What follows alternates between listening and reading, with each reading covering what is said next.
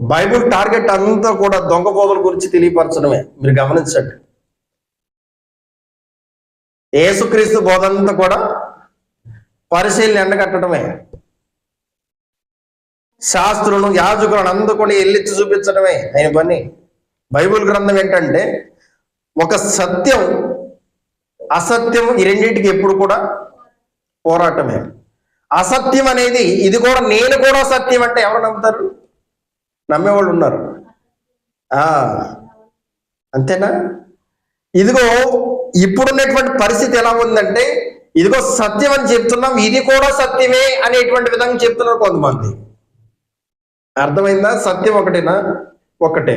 ఇది కూడా సత్యం అంటే ఏమవుతుంది? అది అబద్ధాన్ని సత్యం చేసినట్లు కదా. ఇది కూడా అంటే దానికి అర్థం ఏంటి? నేను కూడా అన్నాడా? నేనే అన్నాడా ఆయన?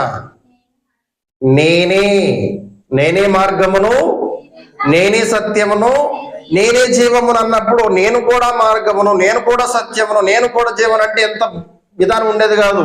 ఎంతో మంది చేర్చుకునే వాళ్ళు యేసుక్రీస్తునే, ఎంతో మంది చేర్చుకునే వాళ్ళు వివాదం ఉండేది కాదు. అప్పుడు యేసుక్రీస్తుని సిలువ వేసేవాళ్ళు కాదు. నేను కూడా అంటే నేనే అన్నాడు కాబట్టి అక్కడే వచ్చింది తేడా.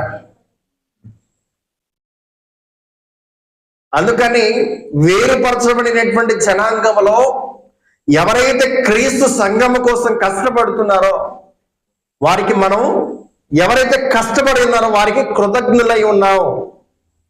వందనాలు చెప్పండి వాళ్ళకి. ఇప్పుడు వందనాలు దేనికి? సంత వీధుల్లో వందనాలు కోరుతున్నారంట. అలాగనే ఉంది ఇప్పుడు. విందులేమో అగ్రస్థానాలంట, పెద్ద చెంగులంట.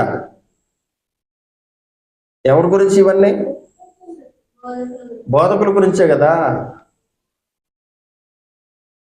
నేనేం మాట్లాడుతున్నానంటే అన్య జనాంగంలో చేరినటువంటి అకుల్లా ప్రిస్కిల్లా అనేటువంటి వారు స్వార్థను ప్రకటించడానికి ఎంత దోహదపడ్డారు, వాళ్ళు ఎంత సహాయం చేశారు అపోస్తలుడు పౌలుకి.